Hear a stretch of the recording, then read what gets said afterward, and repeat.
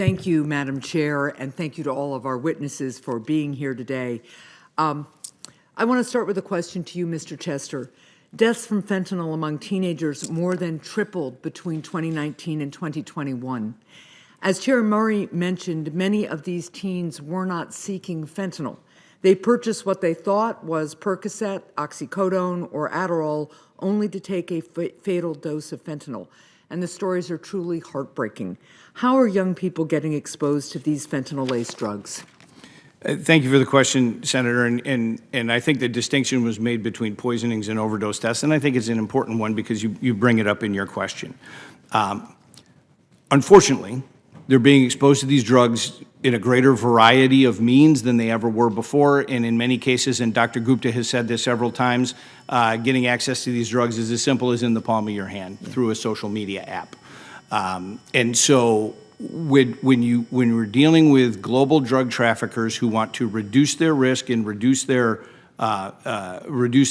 overhead and increase their customer base and increase their profits, it is in their interest to make it available through a variety of means. And so the first thing is to have access to them through social media apps, through the dark web, sometimes through the clear web, sometimes through their own personal interactions.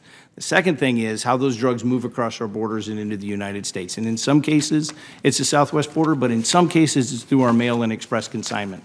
And the work we've done with the Postal Inspection Service, where the number of seizures in the mail has increased, I think has been admirable in being able to disrupt that vector coming into the country.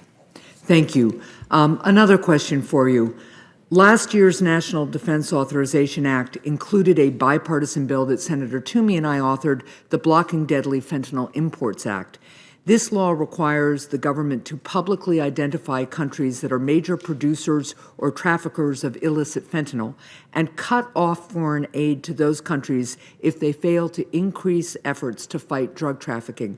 Mr. Chester, what steps has the administration taken to evaluate whether we should cut off foreign aid to countries due to the production or trafficking of fentanyl and fentanyl analogs within their borders? Thank you for the question. I'm sure you understand I can't take a position on pending legislation. What I can tell you is that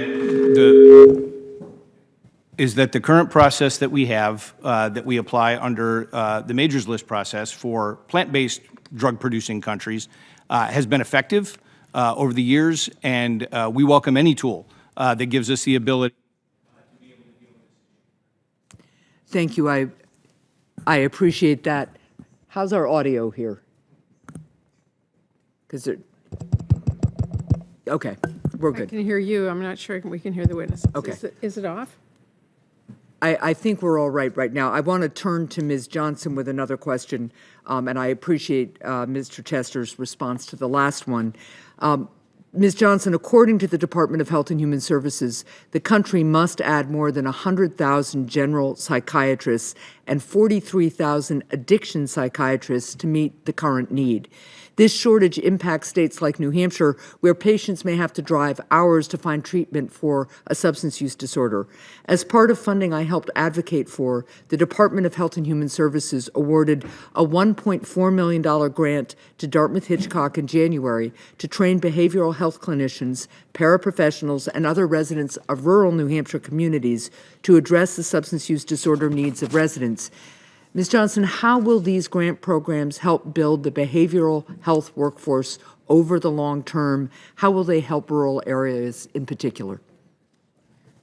Thank you, Senator, and thank you for your leadership in supporting and developing these critical programs that are really part of what it's going to take for us to confront this crisis, for us to be able to build critical programs that my colleagues across the table have identified. We need a workforce to be able to deliver on that. And it's the types of programs that you've helped create that give us the tools to be able to recruit people into the field, to get them the training that they need, and then to deploy them into the communities where they're needed most. So we're looking forward to the work that will happen at Dartmouth under the grant program. Well, thank you for that. Quickly, I have a question for Dr. Delphin Rittman. While we know that medication-assisted treatment like buprenorphine is the gold standard for opioid use disorders, access to treatment is limited by the requirement that providers obtain a special DEA waiver known as the X waiver in order to prescribe buprenorphine. About 40% of counties across the United States in 2018 lacked even a single waivered practitioner who was able to provide this treatment. Dr. Delphin-Rittman, if the X waiver continues, how will the lack of treatment providers offering medication-assisted treatment impact fentanyl overdose rates? Yeah, thank you for that question, Senator, and for all of your work in this critical area. We know that it is just vital that people have access to medication-assisted treatment when they're struggling with opioid use disorder. Data shows that it can help people move into long-term recovery along with other services and supports.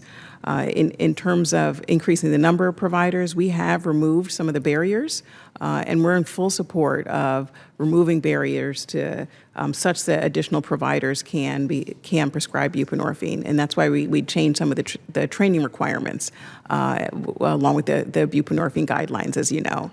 And so that did bring an additional 17,000 prescribers into the field, since we put that in place. Well, that's important, but I think we have more to do. So I've introduced the Bipartisan Mainstreaming Addiction Treatment Act, which would eliminate the X waiver and expand access to treatments that we know will save lives. Thank you so much, Madam Chair.